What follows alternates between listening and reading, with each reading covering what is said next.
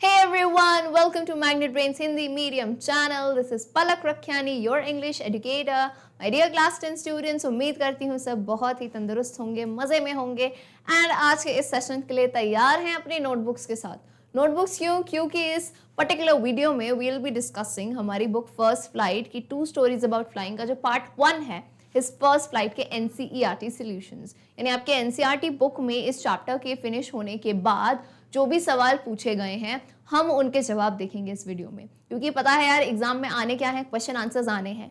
सो chapter तो समझ लिया, नाउ इट्स हाई टाइम हम एग्जाम फोकस बात करें कि क्वेश्चंस के कैसे आंसर बनाएं ताकि हमें बहुत ही बढ़िया से मार्क्स मिले। So do keep your books and notebooks both with you so that you can note them down. What are we waiting for? Now let's begin with the class. His first flight, जैसे ही पता चल रहा है ma'am book का नाम भी इसी पर्टिकुलर स्टोरी से रखा गया है, तो स्टोरी को फटाफट से रिकॉल करते हैं। फर्स्ट फ्लाइट यानी पहली उड़ान, किसकी पहली उड़ान की बात है? यहाँ पे एक सीगल है ना, उसकी बात की गई है। ये एक बर्ड होती है। अब एक सीगल है, उसकी फैमिली है, उसमें से एक यंग सीगल यानी जवान सीगल, इसको बहुत डर रहता था। ये हर चीज़ में डरता था कि मैं जो है ना फ्लाई नहीं कर पाऊंगा। क्यों? क्योंकि उसे आत्मविश्वास नहीं था, उसे अपने पंखों पे, अपने विंग्स पे, फेदर्स पे भरोसा नहीं था, तो इस कारण से वो उड़ता ही नहीं था।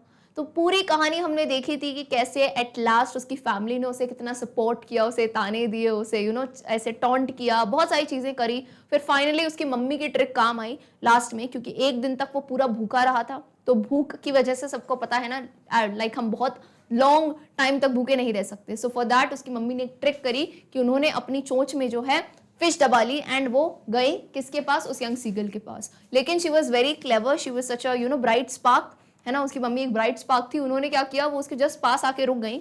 और बिकॉज अब सीगल को पता था इतनी सी दूरी है, उसको और कुछ नहीं दिख रहा था कि नीचे समुद्र है, वो सिर्फ उस खाने को देख के एकदम से डाइव मारी। और जैसे ही डाइव मारी वो नीचे आ गया स्पेस में। तो वो बहुत ही नीचे नीचे जा रहा था, पहले तो डर लगा उसे, बट देन एकदम से उसने महसूस किया कि उसके पंख खुल गए थे।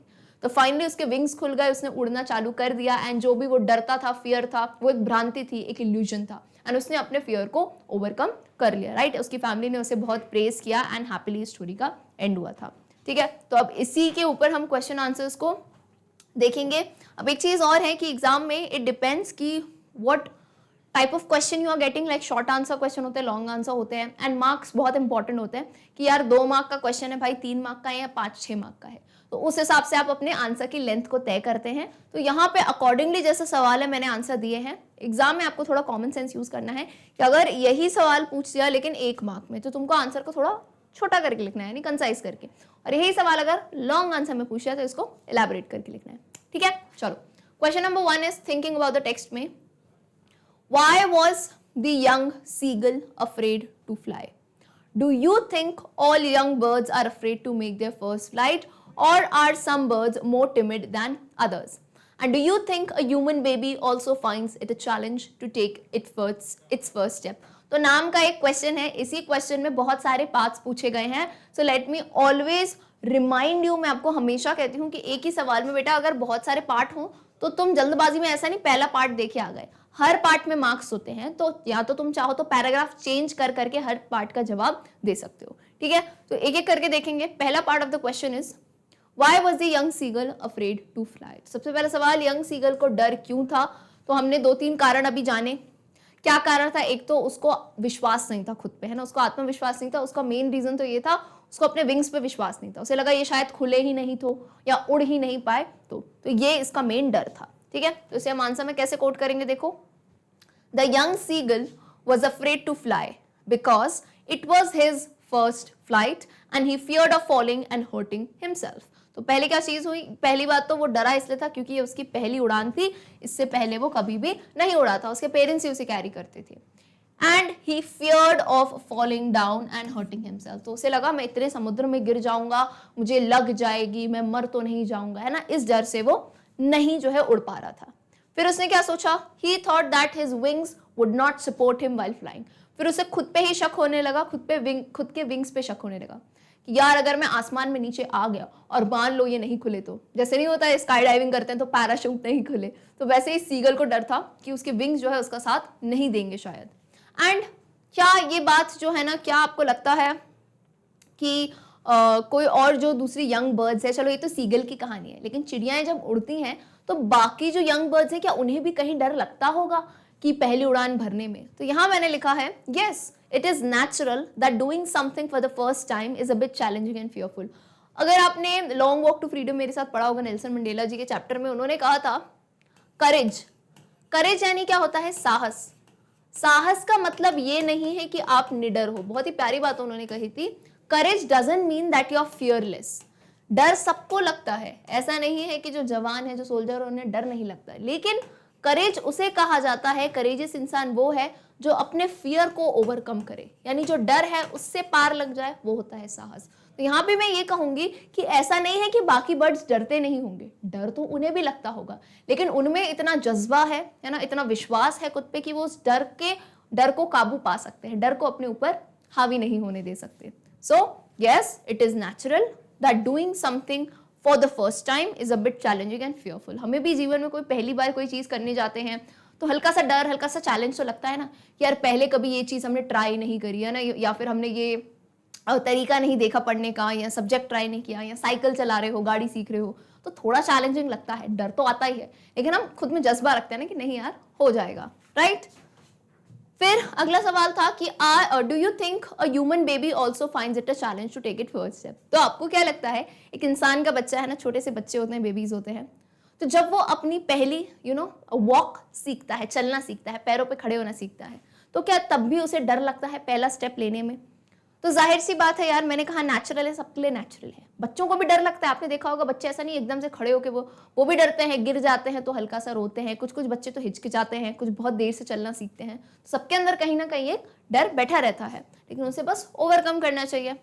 तो मैंने यहाँ पे बताया है all birds must be afraid to make their first flight and similarly, यानी सिमिलरली का मतलब क्या होता है? उसी तरह से, यानी जैसे चिड़िया की कहानी है यहाँ पे, उसी तरह से a human baby is also afraid of taking the first step and finds it challenging when he learns to crawl or stand up without support. तो उसी तरह से एक ह्यूमन बेबी को भी बहुत डर लगता होगा जब वो पहला स्टेप चलता होगा, when he learns to crawl. crawl का मतलब क्या होता है? रेंगना, है ना, बच्चा रेंगता है ना, मतलब अभी तो छोटा होता है, फिर ऐसे ऐसे ऐसे ऐसे ऐसे अपने ना घुटने के बल और हाथ के बल जब वो क्रॉल करता है, and stand up without any support, और वो खड़ा होता है बिना किसी सहारे के, सिर्फ अपने पैरों पे, तो हो सकता है उसके लिए भी ये काफी चैलेंजिंग रहता होगा। ठीक है, तो ऐसे जब आपको सवाल पूछे जाए तो आप एक बैलेंस्ड आंसर अगर इस केस में देंगे, so you will be able to score good marks.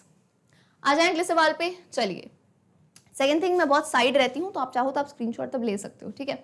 चलो, question number 2, the sight of the food maddened him. What does this suggest? What compelled the young seagull to finally fly? Star mark लगाऊंगी, बड़ा ही important question इस particular chapter से। The sight of the food maddened him, double inverted comma है, यानी क्या किया है, आपके चैप्टर से ही एक लाइन उठाई गई है। The sight of the food, sight का मतलब क्या होता है? किसी भी चीज का नजारा होना। तो किसका नजारा? खाने का नजारा देख के वो पगला गया, पागल सा ही हो गया। हिम कौन है यहाँ पे? हमारी कहानी का मेन कैरेक्टर। कौन है मेन कैरेक्टर? नाम नहीं दिया है पर बोला है यंग सीगल, ठीक है। तो ये कब की कहानी है, कब की बात है? तो ये तब की बात है जब 24 घंटे से, पूरे एक दिन से वो भूखा था, कुछ नहीं खाया था उसने, और सामने उसकी माता जी जो है, मम्मी जो है, उस पार बढ़िया से जो है ना मछली को तोड़ रही थी, है ना, मछली के पीसेस को टीयर कर रही थी, है ना। और वो उसी तरह से, मम्मी भी बड़ी जो है ना क्लेवर थी, बड़ी ही ब्राइट स्पार्क थी, उन्होंने भी क्या किया, वो ऐसे टीयर कर रही थी जैसे पसंद था यंग सीगल को कि इस तरह से खाना खाना। And this is very natural when you are very hungry and आपके पास फूड आता है, फूड की स्मेल भी आती है ना, तो यू गेट मैड, आप चिड़चिड़े से होने लगते हो, हार्मोनल्स चेंज होता है, राइट। तो यहाँ पे क्या था, the side of the food मैडन him, तो ये यंग सीगल देख रहा था तो बड़ा ही पगला गया, उसको बहुत भूख लगने लगी। And what compelled the young seagull to finally fly, और ऐसी कौन सी चीज थी जिसने कंपेल कर दिया? कंपेल का मतलब होता है किसी भी चीज को मजबूर कर देना वो करने से। ऐसी कौन सी चीज थी जिसने मजबूर कर दिया, मतलब उसके अंदर जो डर था, मतलब वो भी साइड हटा दिया उसने, ऐसी कौन सी चीज थी? ठीक है, तो आंसर को कोट करते हैं। The young seagull was very hungry, वो बहुत भूखा था। It was this hunger that ultimately compelled it to fly, और ये वही भूख थी, देखो भूख के लिए, पेट के लिए इंसान तो क्या, जानवर भी कुछ भी करता है, राइट। तो यही भूख थी जिसकी वजह से वो मजबूर हो गया उड़ने के लिए। Its hunger intensified when it saw its mother tearing a piece of fish that lay at her feet. It cried to her, begging her to get some food. तो उसकी भूख देखो, एक दिन से तो खाया नहीं था, तो भूख तो थी। अब भूख इंटेंसिफाई, इंटेंसिफाई का मतलब क्या हुआ, और बढ़ गई। कब बढ़ी, और बढ़ गई। और कैसे बढ़ गई, जब उसने किसे देखा, अपनी मम्मी को देखा, tearing a piece of fish, fish खा रही थी तो फिश का पीस जो है पैर में दबा के ऐसे चोंच से वो टियर कर रही थी, राइट, दैट ले एट हर फीट, जो उनके फीट पे ले यानी पड़ा हुआ था, ठीक है। इट क्राइड टू हर, यहाँ पे इट कौन है, यंग सीगल। अब यंग सीगल होता है ना, मम्मी को थोड़ा इमोशनल ब्लैकमेल करूँ, अरे मम्मी वो गा गा गा कर रहा था कि प्लीज प्लीज प्लीज मुझे जो है ला के दे दो थोड़ा सा फूड, राइट, मम्मियाँ थोड़ी ना सॉफ्ट कॉर्नर होता है तो मम्मी पट जाती है, तो वो कोशिश कर रहा था, begging her to get some food. Begging का यहाँ मतलब क्या, उसे प्रार्थना कर रहा था, विनती कर रहा था कि मुझे थोड़ा खाना ला के देखो, देखो आपका बच्चा कितना भूखा है, राइट। सो अब मम्मी भी चालाक है, यहाँ पे जो है मदर्स ट्रिक है ना, इसकी मम्मी ने एक चाल चली।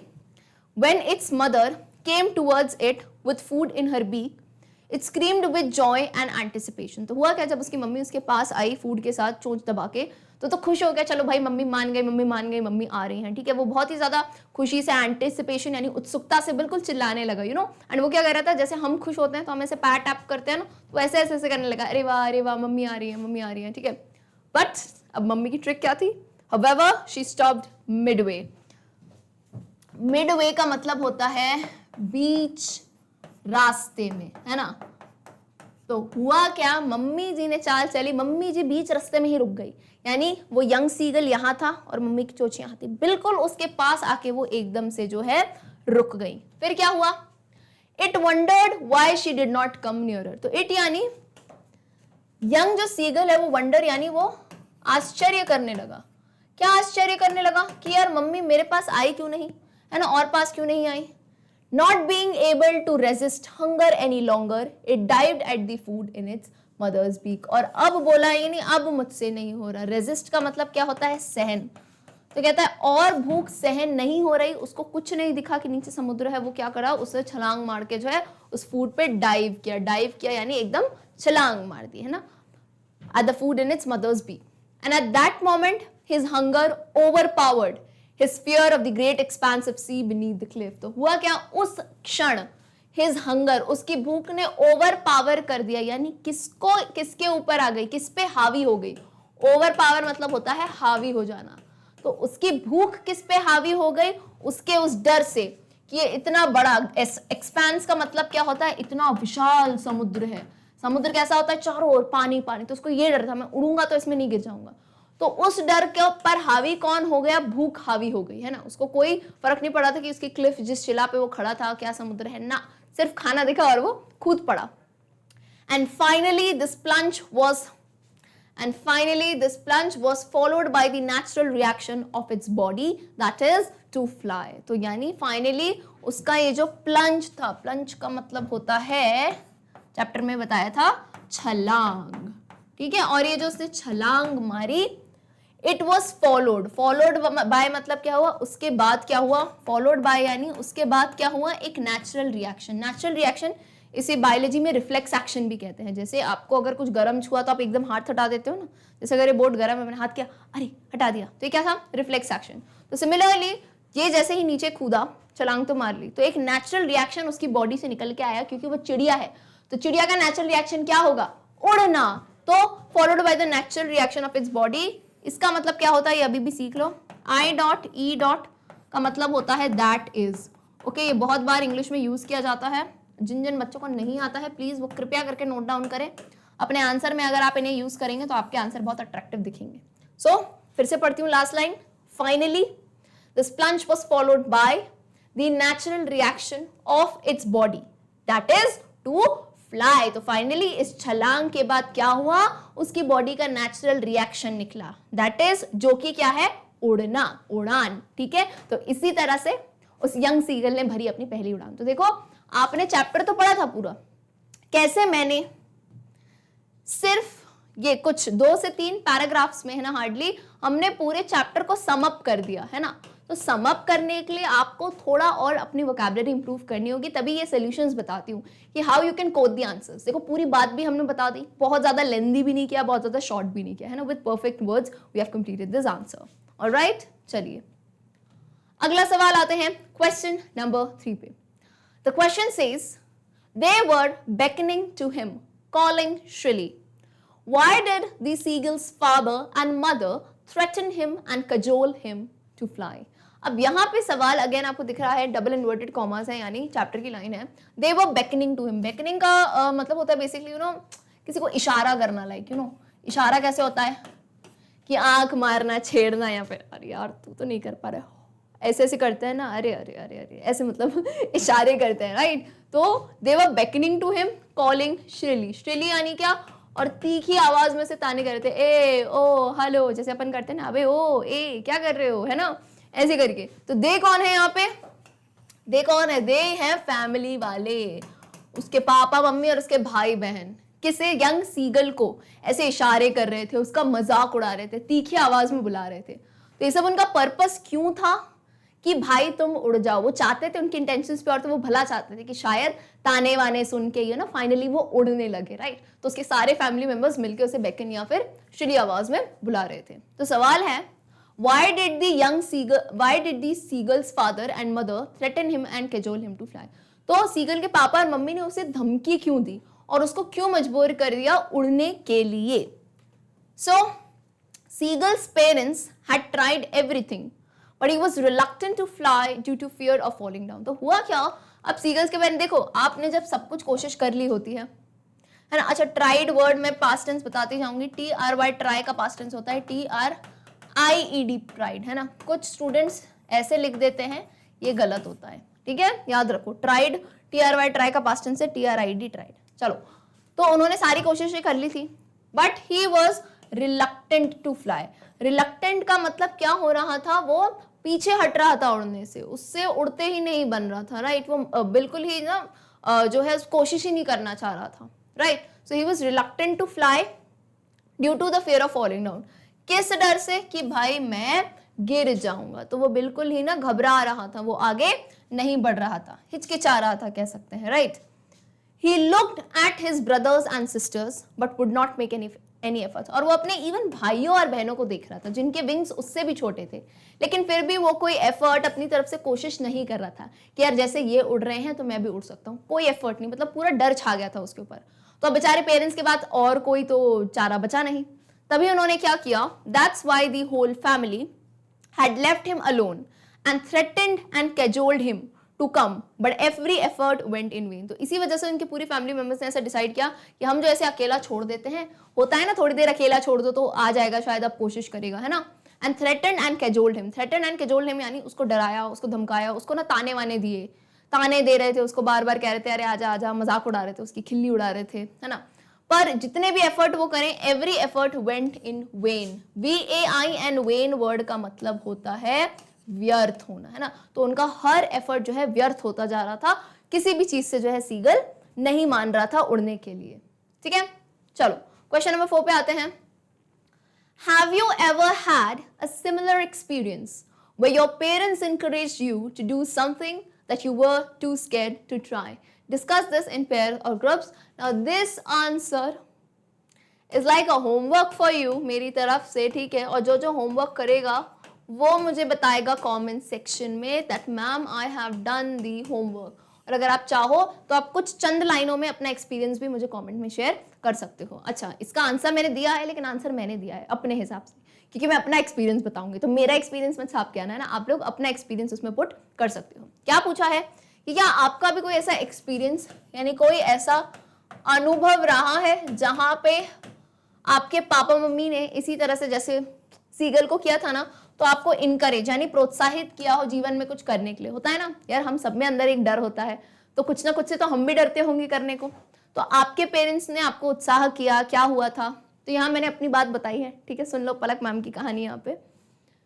So yes, I had a similar experience when I was in class 6th while learning to give a speech in my school auditorium in front of such a large audience. So हुआ क्या था, when I was in around 6th standard, तो मुझे देनी थी एक, बहुत select किया गया था that I need to give a speech। मुझे एक भाषण देना था। स्कूल का ऑडिटोरियम बहुत बड़ा था हमारे, राइट, एंड बहुत लार्ज अमाउंट ऑफ ऑडियंस आने वाली थी। इट वॉज कोई इंटर स्कूल कुछ कॉम्पिटिशन था, तो वहाँ बहुत सारे स्कूल्स के जो है ना आने वाले थे सब गेस्ट्स आ रहे थे, स्टूडेंट्स आ रहे थे, आई वॉज मात्र इन क्लास 6 में थी मैं, ठीक है, मुझे सिलेक्ट किया था कि तुम्हें ये स्पीच देनी है.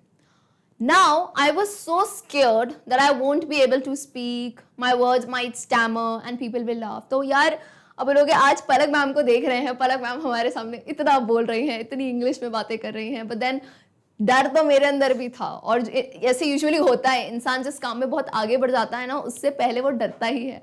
तो मुझे स्पीच देने में बहुत ज़्यादा घबराहट होती थी. मुझे ये लगता था, मेरे को इतना डर लगता था कि भाई मैं तो बोल ही नहीं पाऊंगी, मैं तो शब्द ही भूल जाऊंगी. इंग्लिश छोड़ो, I would even forget Hindi, Hindi भी नहीं आएगी मुझे. मुझे लग रहा था my words might stammer. Stammer का मतलब होता है हकलाना, और मुझे लगा कि मेरे ना शब्द हकलाने लगेंगे, नहीं सांस फूल जाती है, शब्द हकलाने लगेंगे, और ऐसा होगा तो लोग मुझ पे जो है बहुत ज़्यादा हंसेंगे. इतनी बड़ी क्राउड है, मैं खड़ी रहूंगी वहाँ बीच में और ऐसे स्टैमर करूँ, तो एक तो मेरी स्कूल की इमेज का भी सवाल था, तो लोग हंसेंगे. मैं बहुत ना एक्सट्रीम लेवल पे आई वॉज वेरी स्केयर्ड. तो I was at one point कि मैं बहाना बना दूं कि मैं बीमार हूँ मैम, मैं स्पीच नहीं दे पाऊंगी, ठीक है. No amount of provoking and cajoling could let me try. No amount of provoking यानी उकसाना. तो मेरे घर वाले बहुत ट्राई कर रहे थे मुझे उकसाने के लिए. पहले तो उन्होंने मुझे ये किया, वो किया, तुम कर लोगी, अरे नहीं कर पाओगे, ऐसा कैसे चलता है, ये वो कैजुअल किया, हंसी मजाक उड़ाया, पर मैं नहीं कर रही. आई वॉज लाइक नहीं यार, मुझसे नहीं हो पाएगा, स्पीच बोलना है और इतनी लार्ज ऑडियंस के सामने तो बिल्कुल ही नहीं, ठीक है.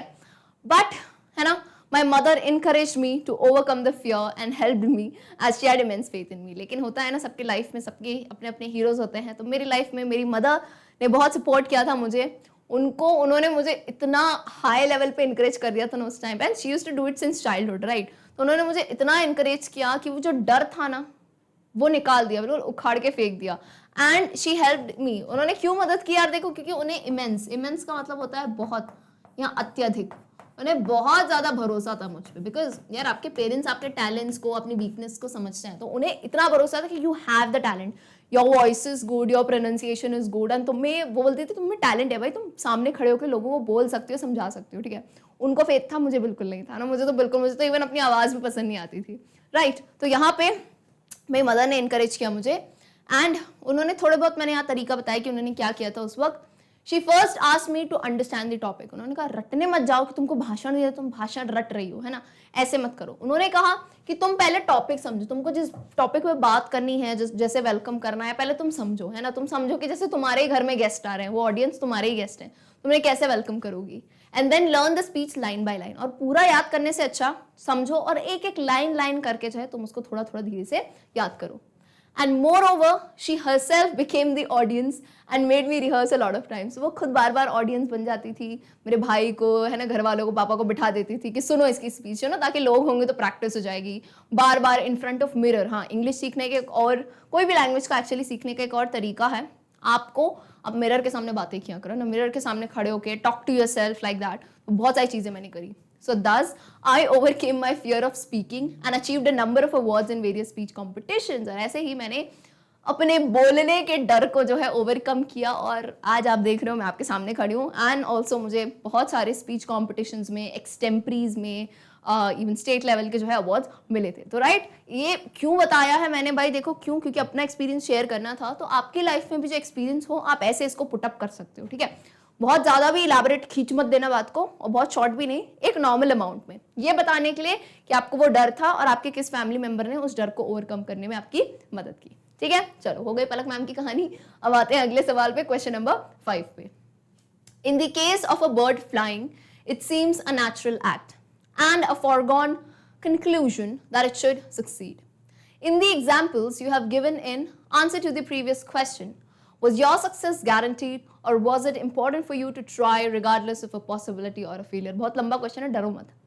देखो, इन case of a bird flying, एक चिड़िया होती है ना, हमें लगता है एक नेचुरल एक्ट है ना, हमें लगता है कि अंत में तो वो जीत ही जाएगी. अरे चिड़िया है, चिड़िया वर्ड से ही मैम उड़ान आती है, फ्लाइट आती है, फेदर आते हैं, ठीक है. तो हमें पता है फॉरगोन कंक्लूजन है कि घूम फिर के अंत तो यही आएगा कि वो उड़ जाएगी, वो सक्सेसफुल हो जाएगी, ठीक है. अब आपने जो है प्रीवियस क्वेश्चन, अभी जो पिछला मैंने अपना एक्सपीरियंस आंसर दिया, क्या आपकी सक्सेस, अब हम इंसान हैं तो जरूरी थोड़ी ना इतने सारे स्किल्स होते हैं जिसमें हम मास्टर करें. तो वो जो डर था, जैसे मेरा डर मैं बता रही हूँ, आपका डर आप बता देना, स्पीकिंग का था, है ना, कि सबके इतनी लार्ज ऑडियंस के सामने मैं कैसे बोलूंगी, तो ये था मेरा डर.